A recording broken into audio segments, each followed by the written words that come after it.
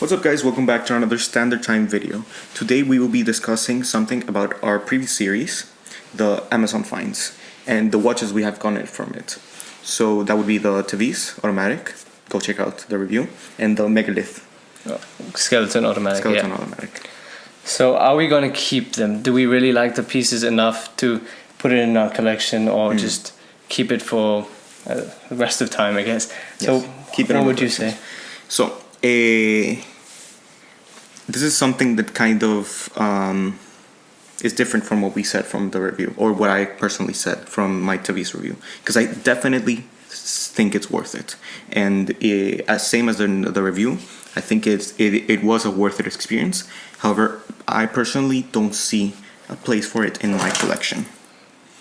And I realized that after not wearing it for a week and seeing how it kind of not wearing it for a while made me not want to wear it for anymore. Okay. Yes, and that's like a specific problem it has, and that is that the crown is very, very difficult to wind. I see. Yeah, you spoke about this in the review. Yes, and we spoke about it during the review. I thought this was not too much of a hassle because most of the watches, or like this, for example, this Seiko, it doesn't have high winding, and it just runs on automatic automatic power. Yeah. But after not wearing it for a while, it's just too difficult to get it to a power reserve where it stays running. Where it stays running for because more than like we said in the reviews, the rotors are not. I think they're not heavy enough or whatever. Yes. And like what I need to start doing is just like doing the shake or shuffle for so long. But I think even that doesn't work. Yes, exactly, and it doesn't work enough. That's one thing that's really good that you pointed it out. So even with this piece, the Megalith automatic. So the biggest issue I had was that it would just lose its power reserve, despite me wearing it. And what I realized is that the rotor would not really do its job, essentially. I think it's probably too light or not well enough made. We spoke about it also on the reviews of the two watches specifically. We think that because the rotor is made out of sheet metal, probably the same material as the movement, it simply doesn't have enough weight to go around to wind it properly. Exactly. So you're not keeping yours then? So I'm not keeping mine because of that decision. Like, I like the watch, I really like the design. It has the heft, as we spoke about it during the review. But you didn't like the bracelet, if I remember at all. Yes, I didn't like the bracelet, but like if I would keep it, I would keep it on the NATO strap. Wait, let me just do an ASMR cringe. Yeah. And like design wise, I really like it. NATO strap I really like, as like on a NATO strap I would really like it as well. It simply is that as the days go by and I'm not wearing it, the date window also just gets lost behind. Lost.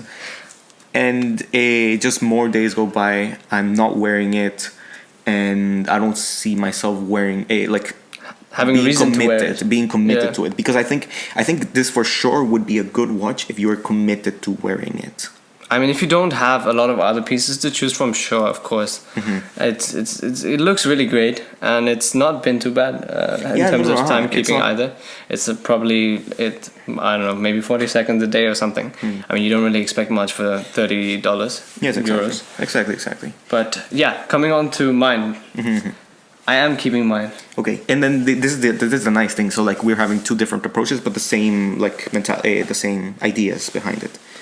Yeah, so I'll tell you why I'm keeping mine. My bracelet is actually fantastic. I think the build and construction for what I paid for, 37 euros, $41, is really good. And it's a skeletonized dial.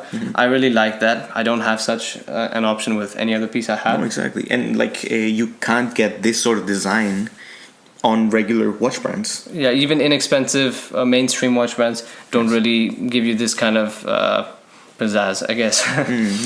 But yes, of course, there's a lot of corners been cut. It's not the highest quality piece, but you're not expecting that really. And the reason I'm keeping it is because it's just so nice to look at. Aesthetically, I really like it. It's quite odd because it's a bit like an Apple Watch. Yeah. And it's not really taking after any other specific piece. And so it's a thing on its own, I think. And I really like the dial mostly. And I think I can forgive the movement for not winding itself. It's a really basic thing, but it can't do it. It's fine because it can manual wind. And it's not too bad on my piece, I feel. Okay. So that was also something we said about this piece as well. So like it's a problem both pieces have, that it is difficult. It's not impossible, but it's difficult to hand wind it. Yeah, because the crown is small. It's not protruding enough, and it's hard to grip. This the surfaces aren't. Yeah, and it's really tight. That's the other thing. Yes. And it's not a screw down, so it's even harder to move while it's still attached to the side of the case. Yeah. So tell us about what you guys think. Have you owned a cheap watch from Amazon?